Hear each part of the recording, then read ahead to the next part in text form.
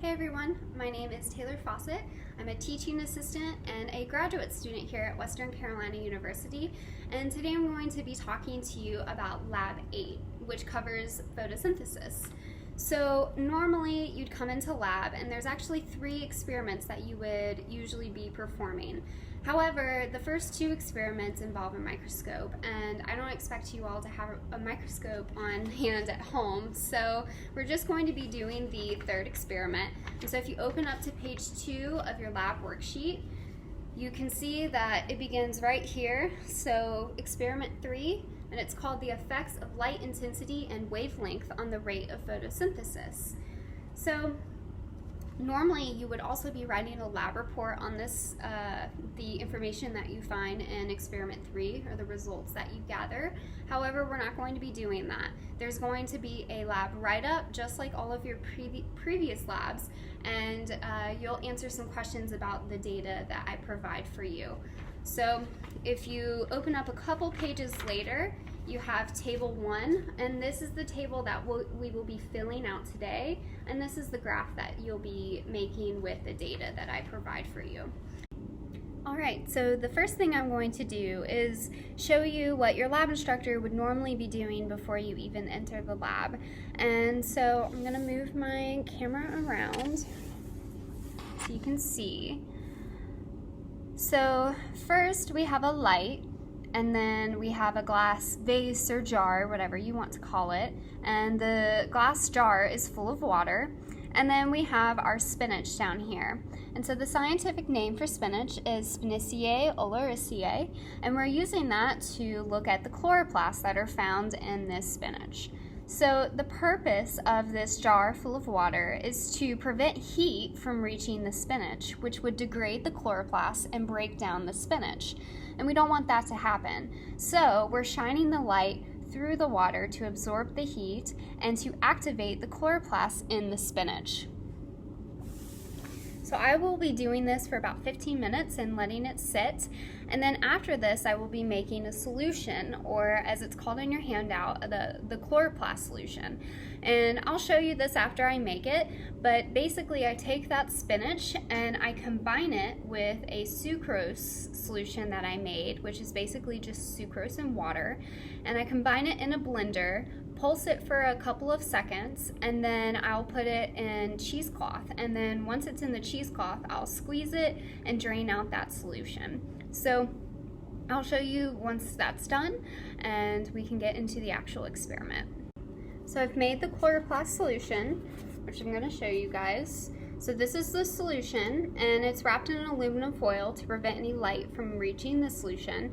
And I'm keeping it inside of this styrofoam cooler with some icy water to help keep the solution cool to prevent any further degradation of the chloroplasts.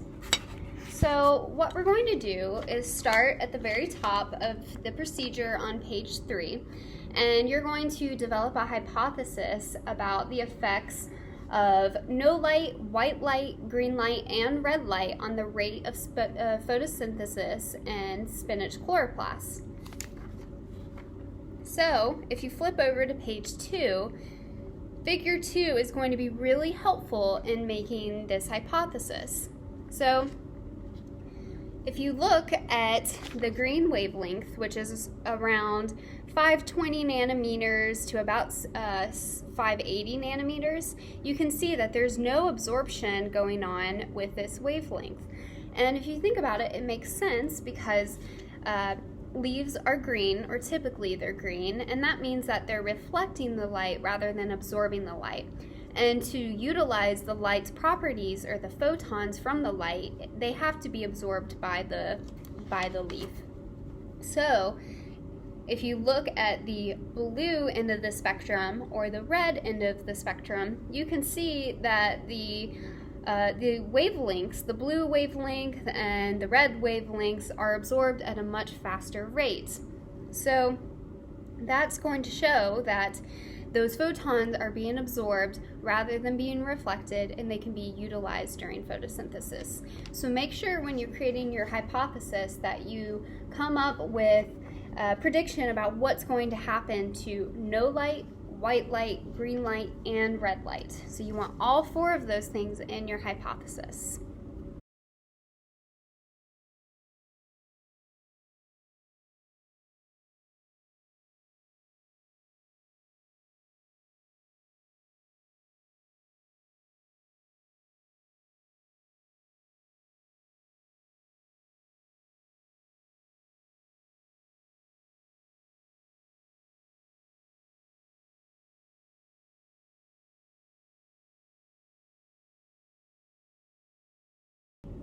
So now we're going to get started with the actual experiment. So if you look at the 3rd page of your handout, we're going to begin with preparing the spectrophotometer. Now some of these things I've already done just to make it more streamlined and make it flow a little better. So I've already prepared the spectrophotometer. I set the spectrophotometer to 610 nanometers. I zeroed out the spectrophotometer with deionized water. And I've also made the DPIP solution. So basically, to make this solution, I pipetted 5 milliliters of the pH 7 buffer, 15 milliliters of deionized water, and 5 milliliters of 0.01 DPIP stock.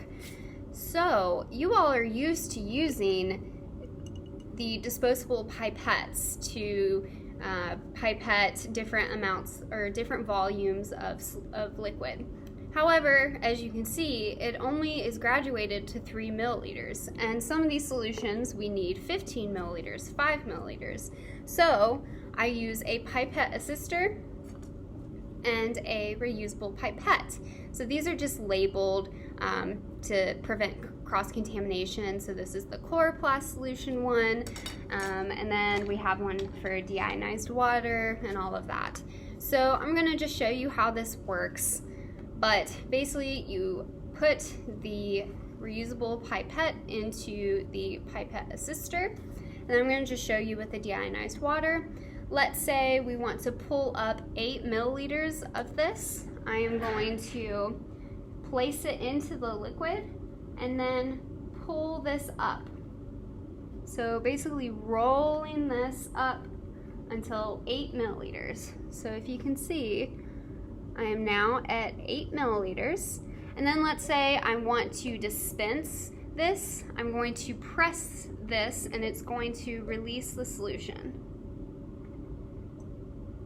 So that's just how these guys work. They can be very handy in the lab when you're wanting to pipette accurate amounts of a solution. So I have my DPIP solution, and so now what we're going to do is we're actually going to perform the experiment. I skipped over steps 3 and 4, and these are basically because these steps are created for group projects, and since I'm doing this by myself, I can keep track of which cuvette is which, and also I can be careful not to spill them over, which is the point of the parafilm strips. So perform the experiment. Now I need to transfer 3 milliliters of the DPIP solution to cuvette 1. So I'm going to use this because remember it goes to 3 milliliters. So here I have my cuvettes, and I'm actually going to move this so you guys can see them. So this is going to be cuvette 1. I'm going to put 3 milliliters.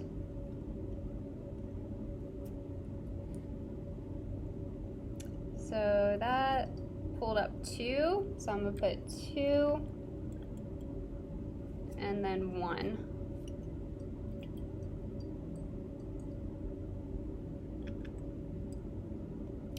Okay. So this is going to act as my control. Next, I'm going to measure the transmittance of the cuvette's contents by placing the cuvette in the solution holder of the spectrophotometer and closing the lid. Remember, you want to put that triangle over to the left side of the spectrophotometer. So as soon as you close that lid, it's going to start reading the percent transmittance. So it looks like it's at 44.4% transmittance. And I'm going to record that percent T value for cuvette 1 in the first row of table 1 for time 0 for all 5 treatments. I'm going to flip it over. And so 44.4 and all the way. So this is going to act as the control for every single one of these, because we know that this is going to be the percent transmittance before the reaction begins. So if you guys can write 44.4. So now we're going to put this back into the cuvette holder. Now what we're going to do is make the DPIP chloroplast solution, which I've already done. I added 10 drops of the chloroplast into the DPIP solution, and now I am going to, or I did, fill each of cuvette 2 through 4 with the, or 2 through 5 with the DPIP chloroplast solution. And I put 3 milliliters in it, and then I covered them with the appropriate treatments. So this is going to be your no light treatment, your regular white light treatment, green light, and red light. So now I'm going to place that in front of our light, about 8 inches away. And then I'm going to turn the light on and start my timer. So I've started my timer, and I am going to let my cuvette samples sit in the light for 5 minutes. And every 5 minutes for 30 minutes, I'm going to basically take each one of these out and record the percent transmittance using my spectrophotometer. Okay, so it's been 5 minutes, so I'm going to measure the percent transmittance of our control. So 44.7.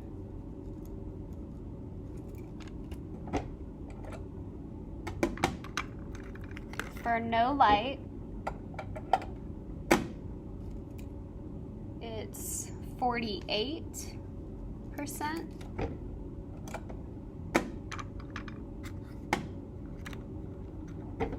For white light, it's 58.5.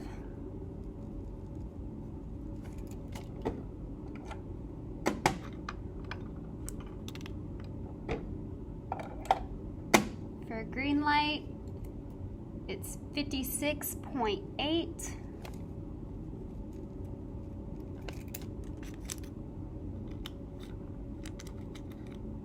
And red light is, oops, did the wrong one.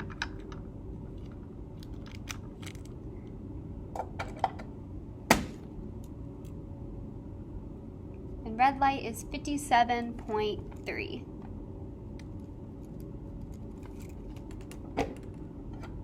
So those are your percent transmittance for time at 5 minutes.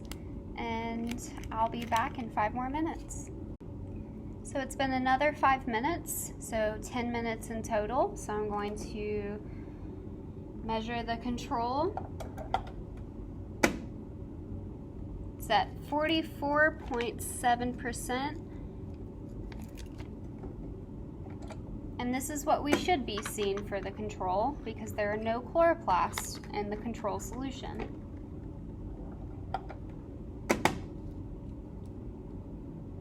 For the no light, we're at 47.7%.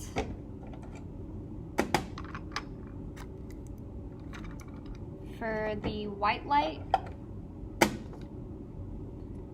we have 69.3%.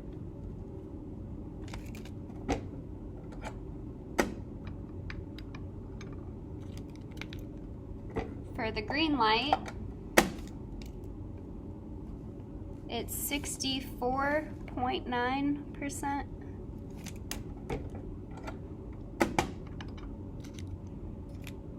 And lastly, the red light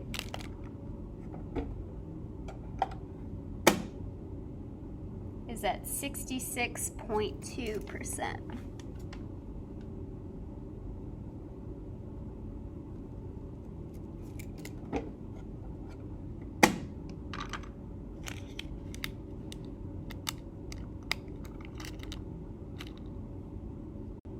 Now we're at 15 minutes. The control is 44.7%.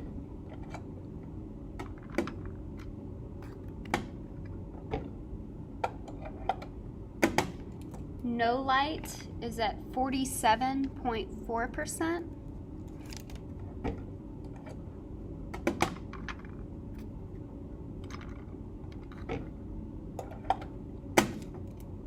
White light is at 78.6%.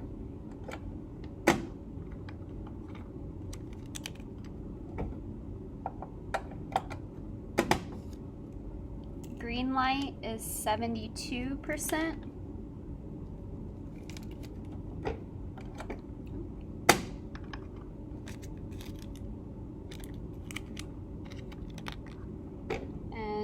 Lastly, red light is at 74%.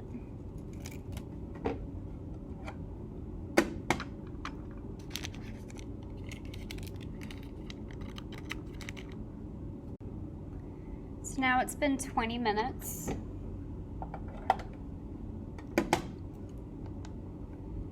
The control is 44.8%.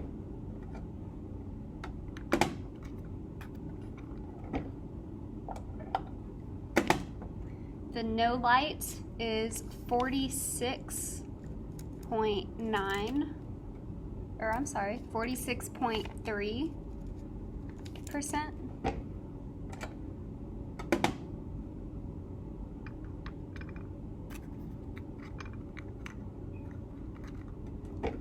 The white light is 83.5%.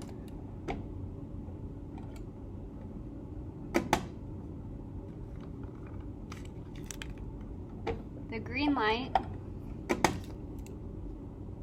is 79%.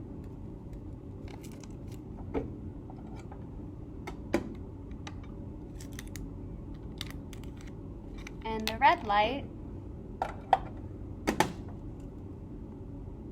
is 82.4%.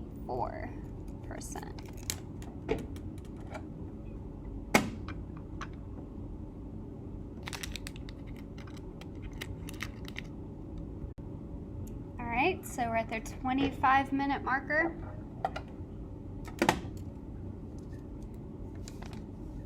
The control is at 44.7%.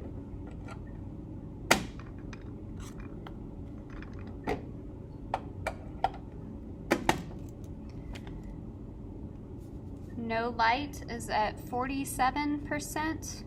And I'm sorry, the no light at 20 minutes was not 46, it was 47.3.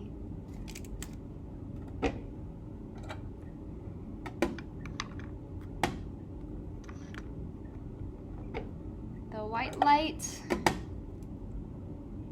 is at 83.5.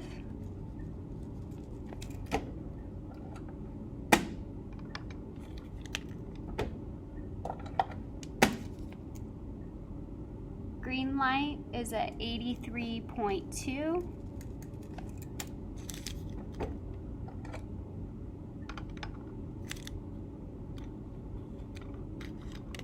And red light is at 84.8.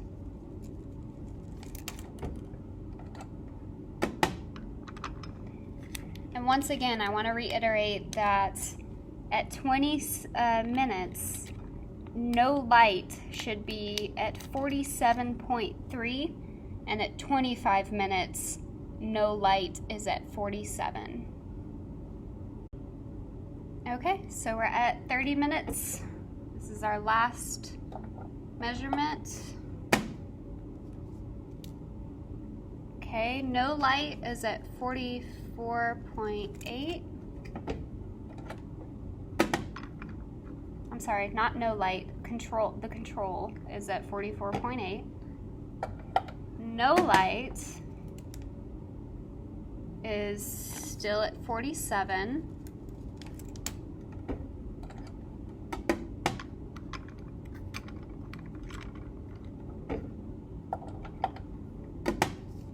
White light is at 83.5.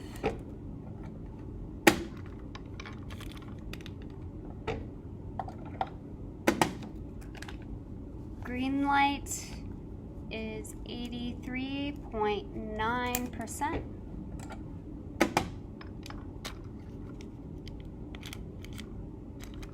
And red light is at 85%.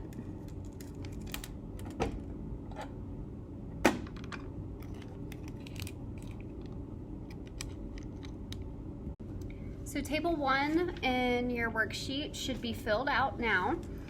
And if you don't understand what happened or what just went on, then I recommend reading the third page of your handout, because it explains what we're doing when we're measuring the percent transmittance on the spectrophotometer.